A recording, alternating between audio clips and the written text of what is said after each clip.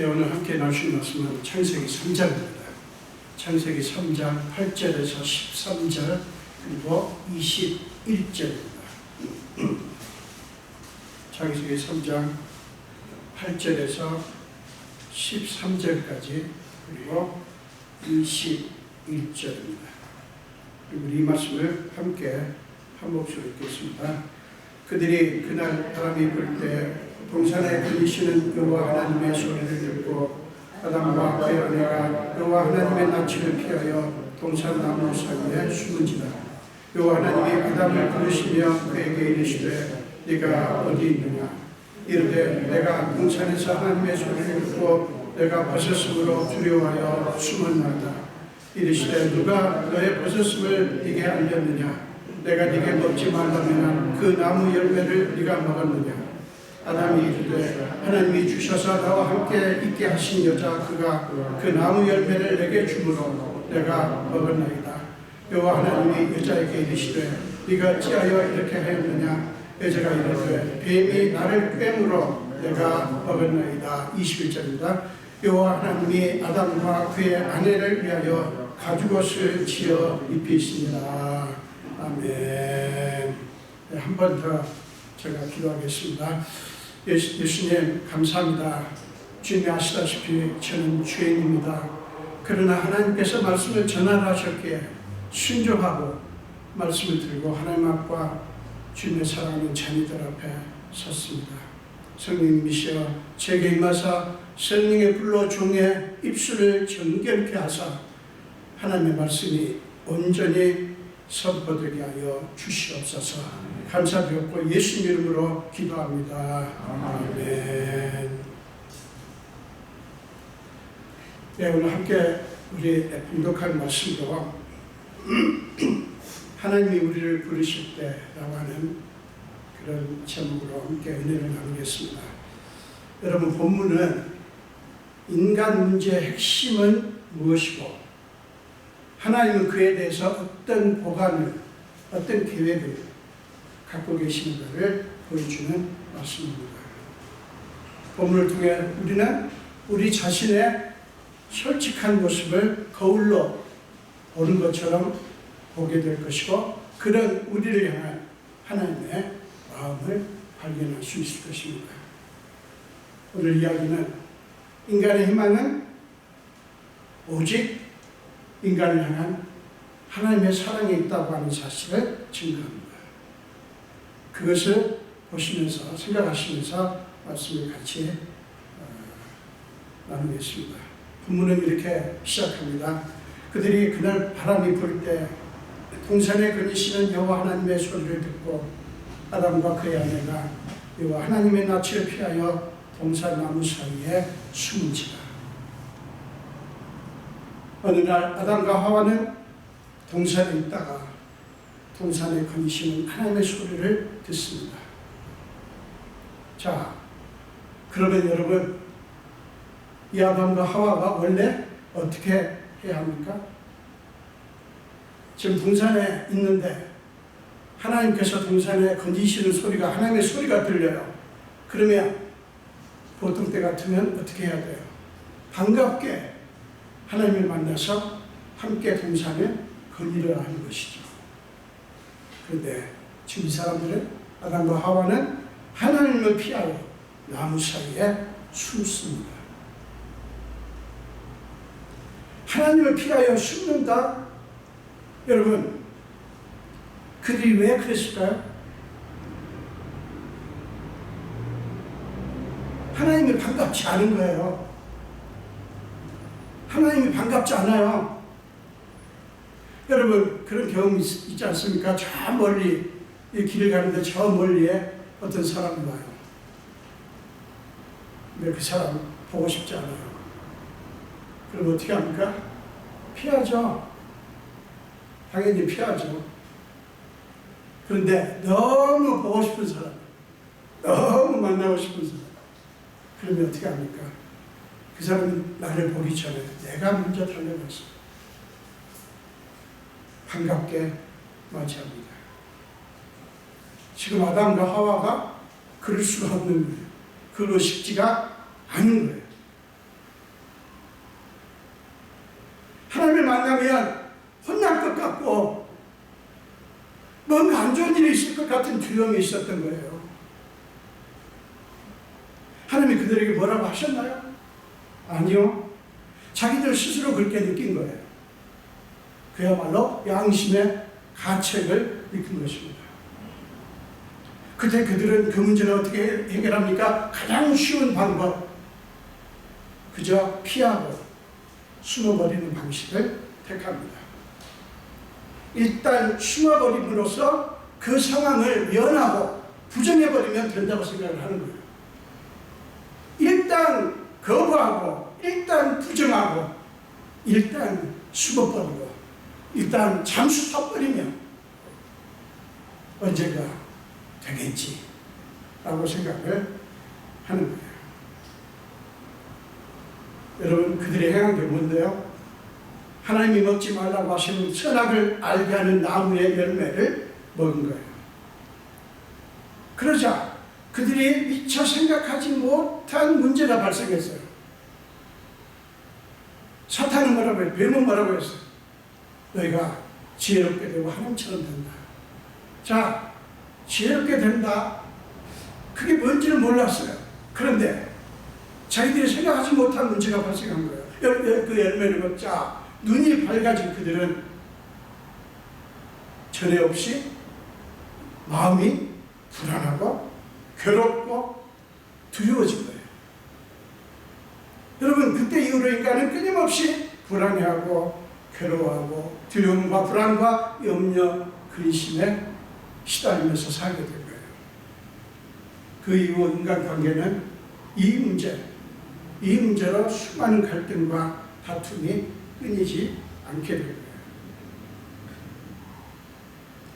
심리학자들이 그 요인에 대해서 여러 가지로 얘기를 하지만 성경이 지적하는 요인은 아주 단순하고 명확합니다.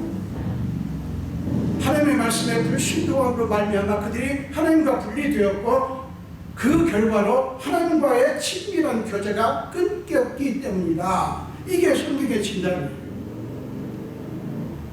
여러분, 이것이 인간 문제의 핵심입니다. 하나님과의 단절, 하나님과의 친밀한 관계를 잃어버린 것. 이게 인간 문제의 핵심입니다.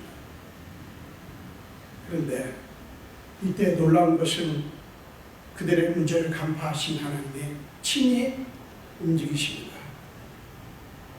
나무에 숨어버린 아담, 그것밖에 할 수 없었던 그에게 하나님이 찾아오신 거예요. 그리고 하나님은 그를 부르십니다. 네가 어디 있느냐? 참 여러분, 이것은 그의 영혼을 깨우는 소리였어요. 하나님은 불순종한 그들을 찾습니다. 내버려 두지 않아요. 우리는 내버려 두죠. 관계를 끊어버리죠. 그러나 하나님은 찾아오셔서 네가 어디 있느냐? 그들의 딜레마를 위한 하나님의 은혜가 시작된 거예요. 구원의 역사가 시작된 것입니다. 하나님은 그들의 마음을 어루만져 주시고 그들을 회복하시기 위해서 오시고 부르신 거예요. 여러분, 하나님이 우리를 부르실 때는 언제나 그 목적이 이것입니다. 우리는 누군가를 부를 때 두 가지죠. 물론 칭찬하고 고맙다고 고마움을 표현하는 것도 있겠지만 따지고 그 사람에게 내 감정을 표현하기 위해서 부를 때가 있죠. 그러나 하나님 우리를 부르실 때는 언제나 목적이 이거예요. 우리를 어루만지시고 회복하시는 거예요. 인간은 죄를 범하고는 늘 그렇습니다. 그걸 직면하는 게 너무 힘드니까, 너무 괴로우니까 애써 부인하고 감추고 도망치고 숨어버리지만 하나님은 그들을 버리지 않으셨기 때문에 찾아오십니다. 왜요? 회복할 기회를 주시기 위해서. 인간의 문제를 위해서 언제나 하나님이 먼저 움직이시다는 사실을 여러분 잊지 마시기 바랍니다. 우리가 움직이지 않아요. 우리는 숨어버려요. 그러나 하나님은 우리를 찾아내십니다. 하나님의 부르심에 아담은 어떻게 반응합니까? 그럼 10절 보세요. 내가 동산에서 하나님의 소리를 듣고 내가 벗었으므로 두려워하여 숨었나이다. 여러분, 아담과 하와가 지금 벗은 게 지금 이번이 처음입니까?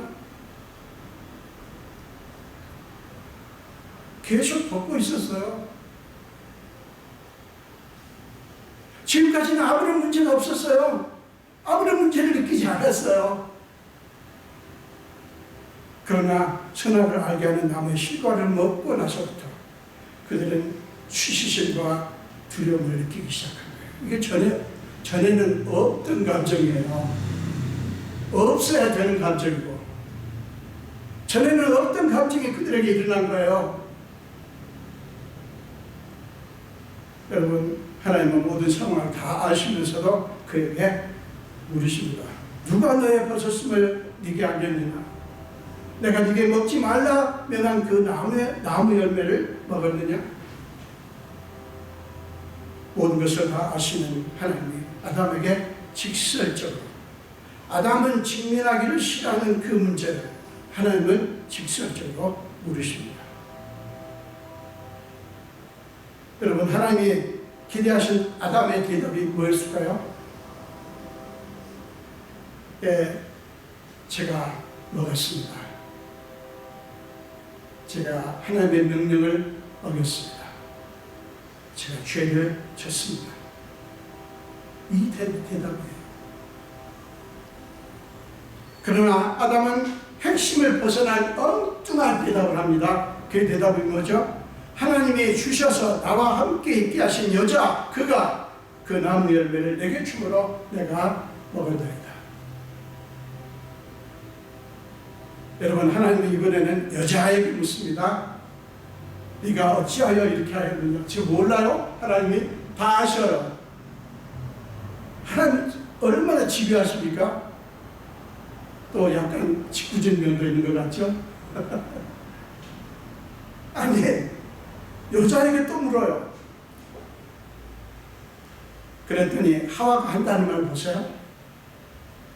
뱀이 나를 꿰물어 내가 먹었나이다.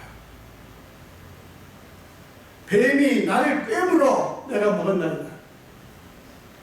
아담은 하나님이 주신 여자, 그 여자가 나에게 먹으라고 해서 먹었다는 것이고요. 하와는 뱀이 꿰었기 때문에 먹었다는 거예요.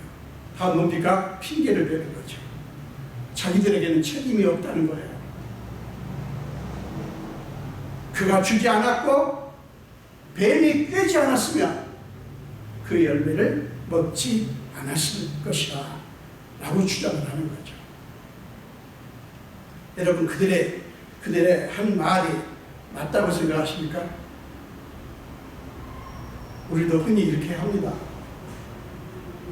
핑계를 댑니다. 에이, 하고 싶지 않았는데, 내가 그거 찬성할 리가 없지, 나는 반대하고 싶었는데, 뭐 이러면서 자꾸 핑계를 댑니다. 자, 그들의 말이 맞는 것 같아요, 언뜻 보면. 그렇지만 그들의 말에서 뭔가 뒷맛이 개운치 않은 느낌이 있죠. 사람들은 지금도 아담과 하와와 똑같이 끊임없이 핑계를 대고 변명하고 탓하고 다른 사람에게 손가락질을 합니다. 자기들한테는 책임이 없다고 주장하는 거예요. 나는 몰라! 나는 책임 없어! 이게 인간들이 끊임없이 하는 주장이에요. 모든 게 다 저 사람 때문이고 상황이 그렇게 돼서 그럴 수밖에 없었다는 거예요. 내 인생이 이렇게 꼬이게 된 것도 저 사람들 때문이라는 거예요. 사랑하는 여러분, 이것은요, 인간의 영혼을 망치는 암덩어리, 영적인 암덩어리입니다. 그렇지만 여러분, 하나님은 그들을 포기하지 않으셨기 때문에 찾아오셔서 집요하게 물으신 거예요. 성경의 인물들 중에서 가장 대표적인 인물이 이스라엘의 첫 번째 왕 사울 왕입니다. 사무엘상서 15장에 보면 하나님께서 사울 왕에게 3절에 보면 이렇게 명령합니다. 지금 가서 아말렉을 쳐서 그들과 그들의 모든 소유를 남기지 말고 진멸하되, 그리고 자세하게 말씀하셔요. 남녀와 소아와 젖먹는 아이와 우양과 낙타와 나귀를 죽이라 라고 명령하십니다. 그러나 사울 왕은 하나님이 명하신 대로가 아니라 자기 생각이 좋은 대로 합니다. 자, 9절을 보세요. 사무엘상 15장 9절입니다. 아갑과 그의 양과 소의 가장 좋은 것 또는 기름진 것과 어린 양과 모든 좋은 것을 남기고 진멸하기를 즐겨 아니하고, 자, 하나님은 진멸하라고 그러셨어요. 근데 진멸하기를 즐겨 아니하고 가치 없고 하찮은 것은 진멸합니다. 자, 그에 대해서 하나님이 11절에 보면 이런 감정을 표현하십니다. 내가 사울을 왕으로 세운 것을 후회하노니 그가 돌이켜서 나를 따르지 아니하며 내 명령을 행하지 아니하였습니다. 자, 여러분, 여기서 우리가 잊지 말아야 될 게 있어요. 그럼에도 불구하고 하나님께서 내가 사울을 왕으로 세운 것을 후회한다 라고 말씀하셨음에도 불구하고 사울에게는 아직 기회가 있었다는 사실이에요. 어떻게 해요? 하나님이 사무엘을 그에게 보내서 그의 잘못을 지적하신 거예요. 네가 어디 있느냐 라고 부르신 거예요. 여러분, 그때가 사울 왕에게 절호의 기회였어요. 그러나 사울 왕은 자기의 잘못을 인정하지 않고 뭐라고 합니까? 백성들에게 책임을 전가합니다. 아까 9절에서는 자기가 자기 의지대로 그렇게 남겼어요. 근데 15절에서는 뭐라고 책임을 전가하는 거 보세요. 백성이 당신의 하나님 여호와께 제사하려 하여 양들과 소들 중에서 가장 좋은 것을 남기며 그 외의 것은 우리가 진멸하였나이다. 15절에서 그렇게 변명을 하고 백성들에게 책임을 떠넘깁니다. 자기가 해놓고 백성이. 사랑하는 여러분, 솔직히 우리가 인정할 수밖에 없는 게 있죠. 우리한테는 다른 사람을 탓하고 변명하려는 본성이 우리에게 있어요. 그것을 소위 면피 본능이라고 하죠. 면피 본능. 내가 행한 잘못에 대해서 책임을 회피하려는 태도예요. 왜 그렇습니까? 왜 그렇게 하죠? 책임을 회피해야 내가 힘들지 않아요. 내가 나 몰라, 나는 아니야 라고 해버려야 내가 편해요.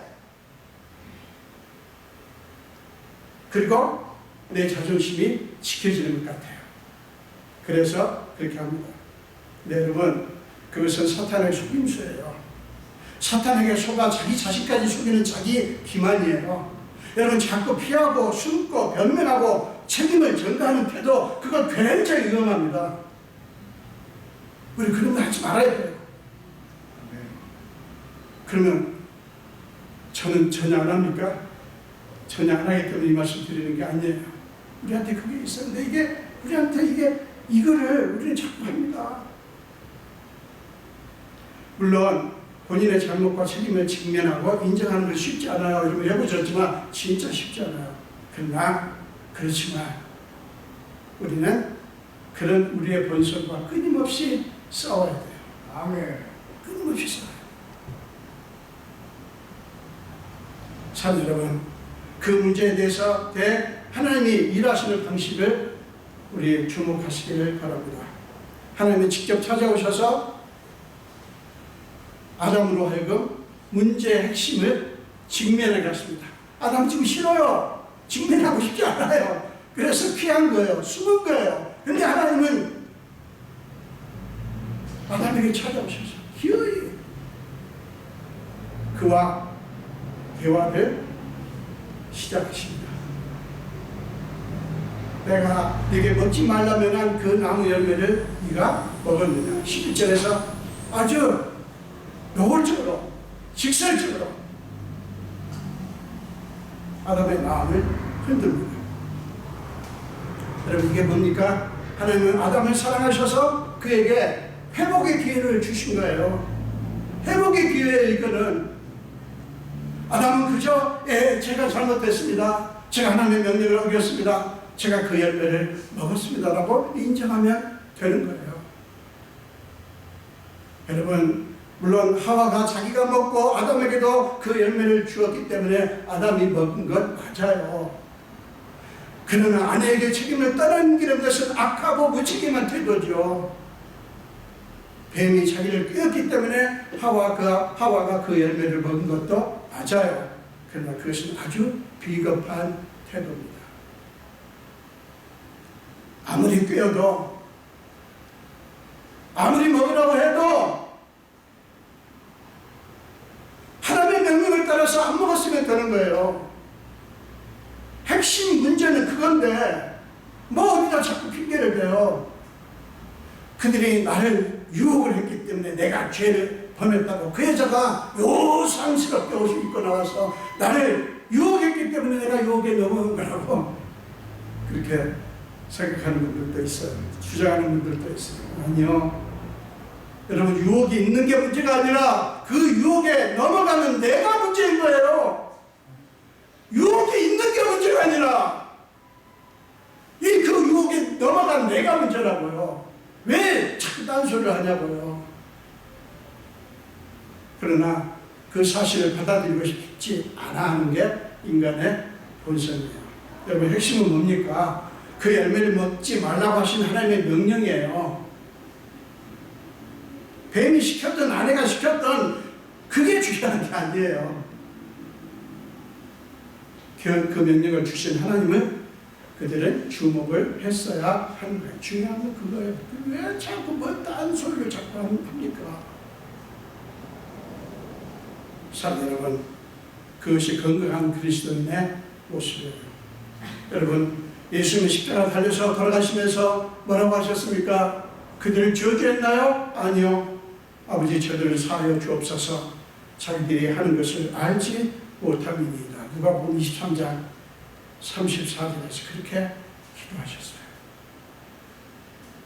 여러분, 이게 뭔지 아십니까? 하나님은 모든 것을, 자기에게 일어난 것이든 모든 것을 하나님의 주권과 섭리라는 커다란 테두리 안에서 보셨어요.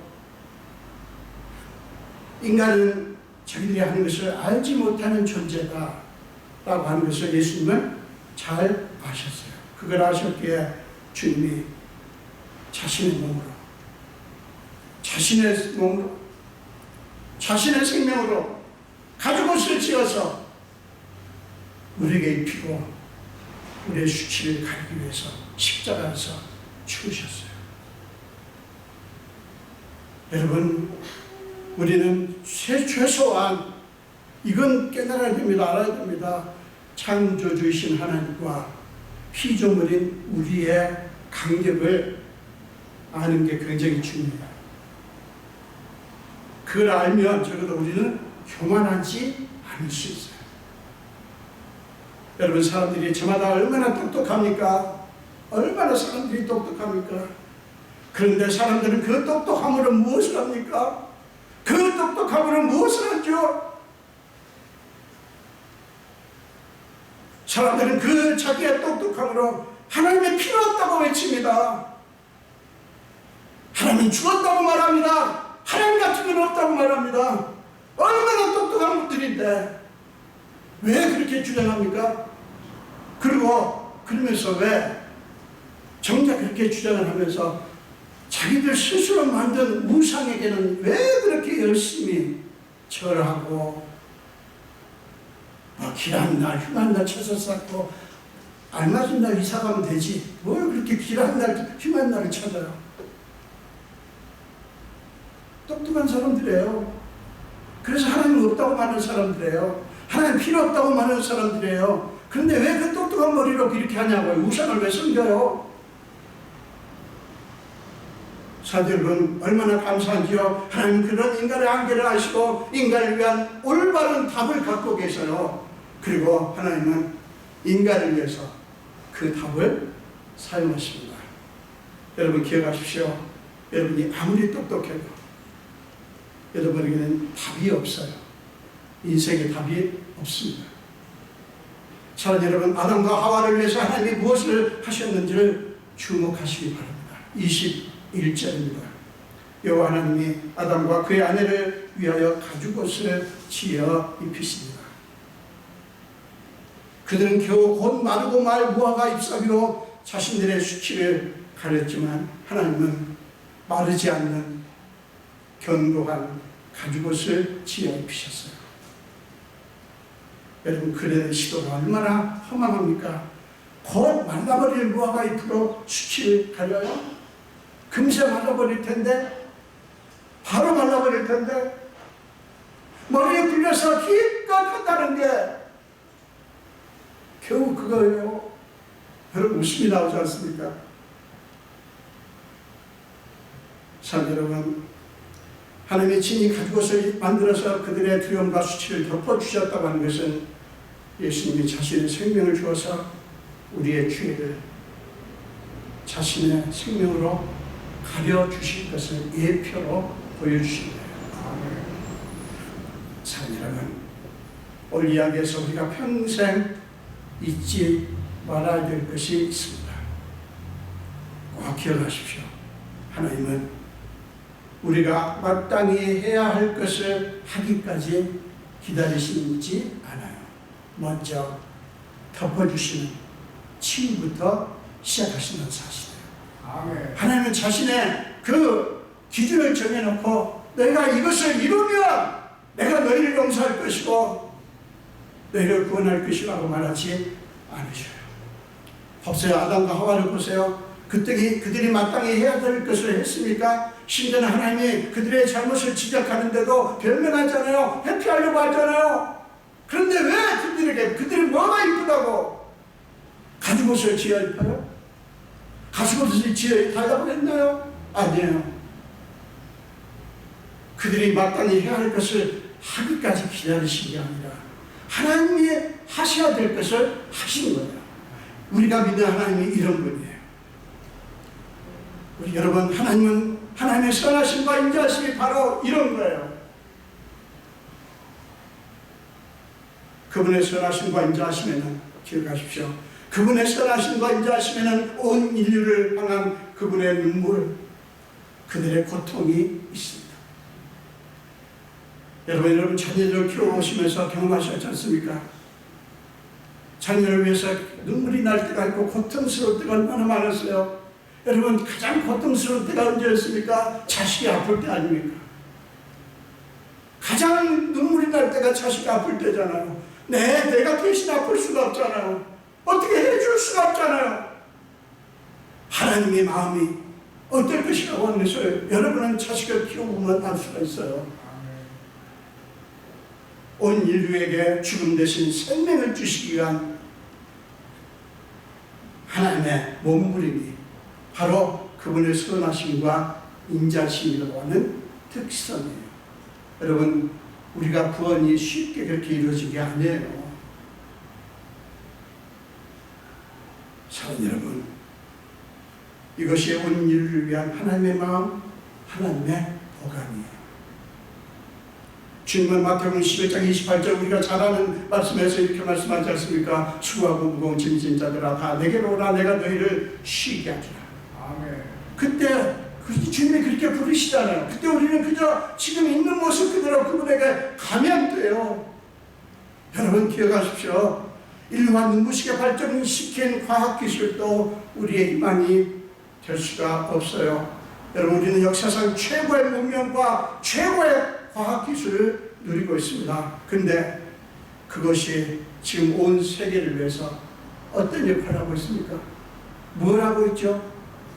화려한 문명, 뛰어난 과학기술이 지금 이 세상을 위해서 무엇을 하고 있습니까? 전 세계를 뒤덮어있는 자연재해와 폭염과 온갖 바이러스와 질병과 기근과 가뭄과 홍수와 식량난과 전쟁이라고 하는 난리를 위해서 어떤 희망의 메시지를 제시하고 있냐고요.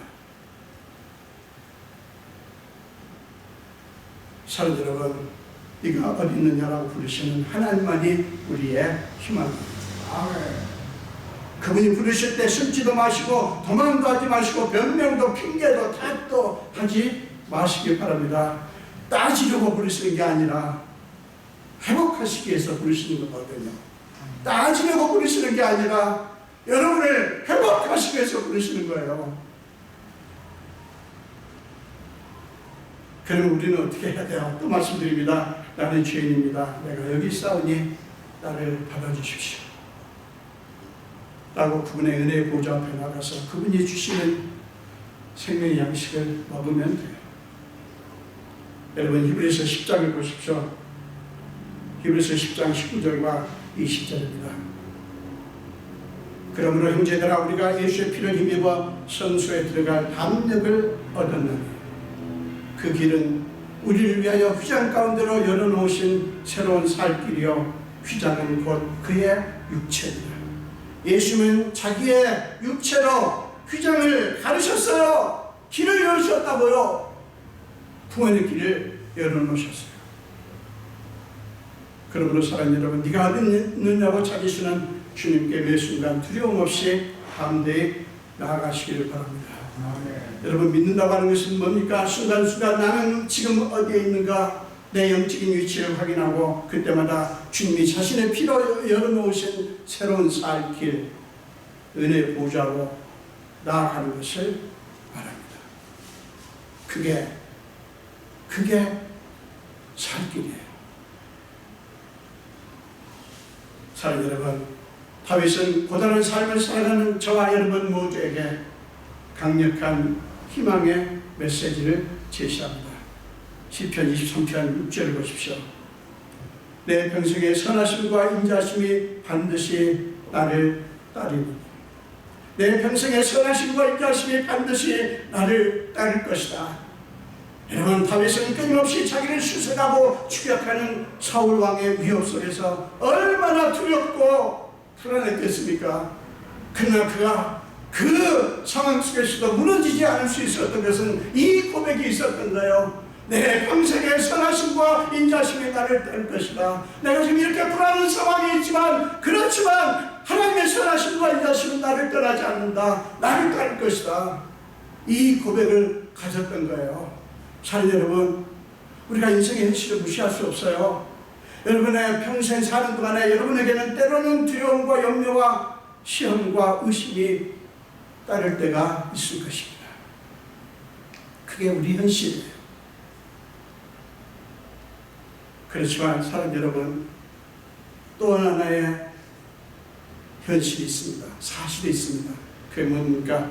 여러분의 평생에 하나님의 선하심과 인자심이 반드시 여러분을 따를 것입니다. 아멘. 이거는 너무 명확합니다. 여러분의 평생에 여러분이 어떤 삶을 살고 있든 어디에 있든 여러분의 상황이 무엇이든 여러분의 평생에 하나님의 선하심과 인자심은 여러분을 떠나지 않습니다. 계속해서 여러분을 따를 것입니다.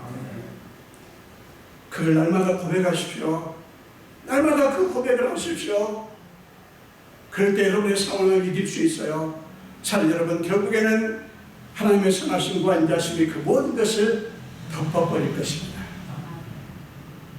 이 믿음으로 내가 여호와의 집에 영원히 살리로다. 다윗이 고백한 그 고백을 우리 모두 하실 수 있기를 바랍니다. 이것이 우리의 능력이고 이것이 우리의 희망입니다. 기도하겠습니다. 예수님 감사합니다. 오늘도 생명 주시고 주의 전으로 불러주시고 함께 말씀을 나누게 하신 주님을 찬양합니다. 아버지야, 우리가 살아가는 이 세상은 여전히 불안합니다. 우리의 마음도 흔들리고 우리 마음도 요란할 때가 많습니다. 그렇지만 이 세상의 현실이 그렇지만 우리는 또 하나의 하나님이 준비하신 현실을 바라봅니다. 하나님의 선하심과 인자심은 우리를 계속 영원토록 따를 것이라고 하는 그 믿음으로 우리를 세워주시고 우리가 흔들리지 않게 하여 주시옵소서. 감사드렸고 예수 이름으로 기도합니다. 아멘.